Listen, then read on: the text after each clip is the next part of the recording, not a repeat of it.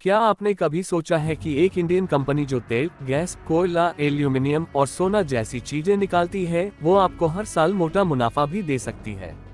जी हाँ, वेदांता लिमिटेड एक ऐसी कंपनी जो कच्चे संसाधनों से भारत की नींव मजबूत कर रही है। लेकिन क्या ये कंपनी निवेश करने लायक है? क्या इसका भारी डिविडेंड किसी ट्रैप का हिस्सा है? और क्या इसका भविष्य उज्जवल है या संकट में? आज की वीडियो में जानेंगे वेदांता की पूरी कहानी, business model, financials, technical analysis और मेरा निष्कर्ष। वीडियो को लाइक और चैनल को सब्सक्राइब जरूर करें। वेदांता एक भारतीय मल्टीनेशनल कंपनी है जो कई नेचुरल रिसोर्स सेक्टर्स में काम करती है, जैसे एल्यूमिनियम, जिंक और लेड, आयरन और कॉपर, और यहाँ तक कि ऑयल और गैस भी। वेदांता की माइनिंग और मेटल इंडस्ट्री में बहुत बड़ी पकड़ है, खासकर हिंदुस्तान जिंक जैसी सब्सिडियरीज के जरिए। ये कंपनी देश के मेटल सेक्टर की रीढ़ मानी जाती है। वेदांता के शेयर ने पिछले कुछ सालों में बहुत उतार चढ़ाव देखे हैं। 5 साल पहले इसकी कीमत 175 रुपए के करीब थी। 2022-23 में ये 370 रुपए के पार गया।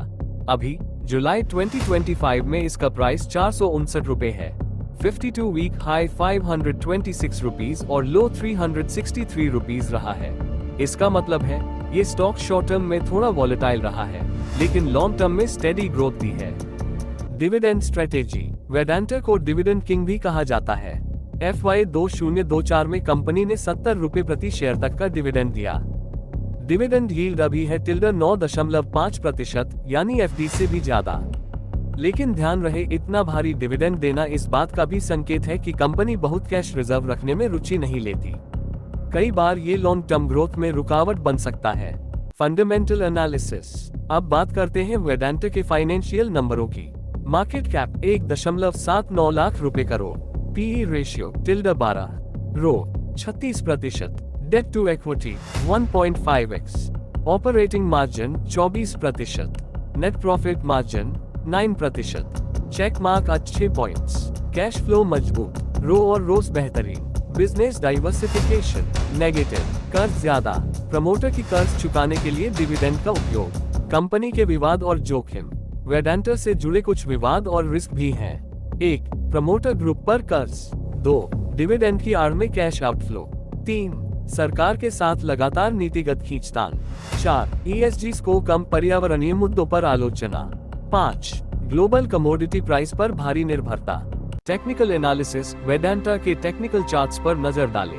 50 DMA 442 rupees, 200 DMA 414 rupees, RSI 58 neutral to bullish, MACD slightly bullish, crossover immediate resistance 470 rupees, support zone 430 रुपए, 410 रुपीज। अभी स्टॉक कंसोलिडेशन में है।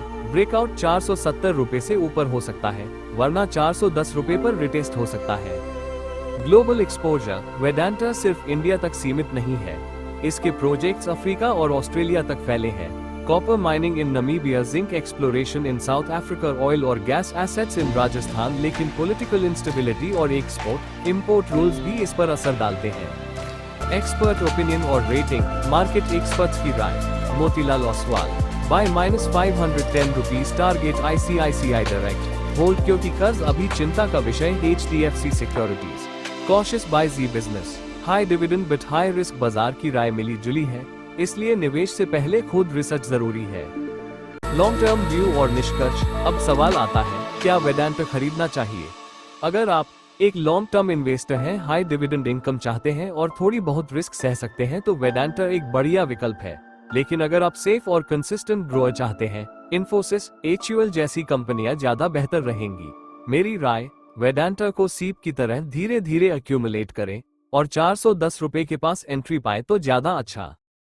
तो दोस्तों, कैसी लगी आपको वेदांता की ये पूरी जर्नी? नीचे कमेंट करें, क्या आपने इस स्टॉक में पैसा लगाया है? और ऐसे ही डीप वीडियो के लिए चैनल को सब्सक्राइब जरूर करें। मिलते हैं अगली वीडियो में, तब तक के लिए निवेश करें, लेकिन सोच समझकर।